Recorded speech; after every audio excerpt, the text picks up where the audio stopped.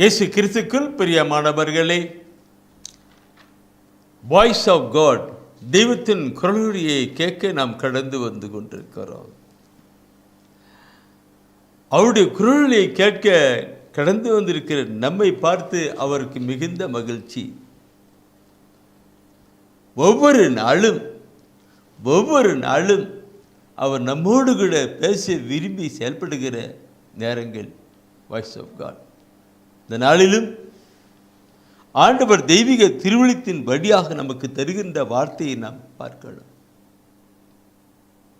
ஏசாயா புத்தகத்திலே 55ஆம் அதிகாரத்திலே 13வது வசனத்தை தூய ஆவியானவர் தாரை காண்பிக்கிறார். ஏசாயா 55 13வது வசனத்தை தூய ஆவியானவர் காண்பிக்கிறார். முட்செடிக்கு பதிலாக தேவதாரு மரம் முளைத்து வளரும், காஞ்சொரிக்கு பதிலாக நறுமண செடி துளித்து வளரும். இதை ஏன் இந்த நாளிலே ஆண்டவர் தருகிறார்? அவர் தருகிறது எளிதான காரியங்கள் அல்ல. அவர் தருகிற வார்த்தை நமக்கு வாழ்வாய் இருக்கிறது.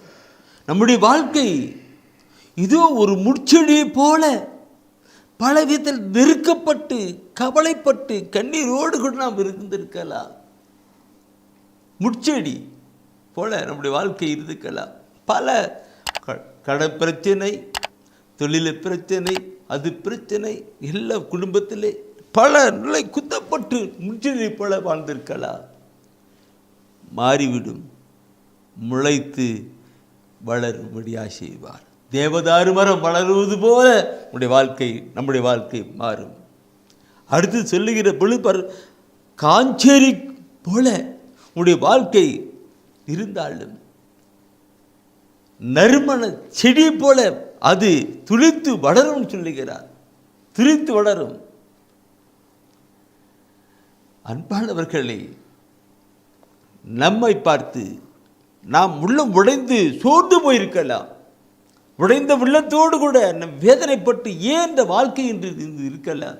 வாழ்க்கையை மாற்றுகிறவர் அவர். உங்கள் துக்கம் சந்தோஷமாய் மாறும் என்று யோவான் 16:20 சொல்லுகிறாரே. உங்களுடைய துக்கம் மகிழ்ச்சியாக மாறும் என்று சொல்லுகிறாரே. அப்படியாக நம்முடைய வாழ்க்கையை மாற்றுகிறவர், இதற்கு பதிலாக மாற்றுகிறவர், பதிலாக மாறும் வளரும். இதை நான் சொல்லுகிற பொழுது திருப்பாடலை பார்க்கிற பொழுது, திருப்பாடல் 90 15வது வசனத்தை பார்க்கிற பொழுது, 90 15 வசனம் பார்க்கிற பொழுது இந்த கருத்துக்களை ஒத்தியான ஒரு அருமையான ஒரு வார்த்தை இருக்கும்.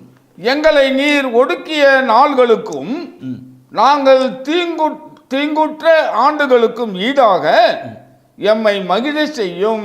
அந்த திருப்பாடல் ஆசிரியர் சொல்லுகிற வார்த்தையை பாருங்கள். அது இன்று உங்களுக்கும் எனக்கும் நம்ம ஒவ்வொருவருக்குமாக இருக்கின்ற ஒரு கருத்தாக இருக்கிறது. நான் ஆண்டவரே இவ்வளவு நாள் எவ்வளவு கஷ்டப்பட்டேன், வேதனை பெற்றேன்னு, அதற்கு ஈடாக எங்களை ஆசீர்வாதத்துக்குள்ள மகிழ்ச்சிகள் கொண்டு வாங்க. நாங்கள் உங்களுடைய வார்த்தை உங்களுடைய ஆசீர்வாதத்தை இழந்து பரிதவித்த நாட்களுக்கு பதிலாக நாங்கள் ஆசீர்வாதமான ஒரு வாழ்க்கையாக வாழ்ந்திருக்க கிருபை செய்யும் என்றுதான் அங்கே திருப்பாடல் சொல்லுகின்றார். அதே வார்த்தை நமக்கு ஆசீர்வதிக்கும். நம்முடைய வாழ்க்கை மாறும், பதிலாக ஆசீர்வாதமான காரியங்களாக மாறும்.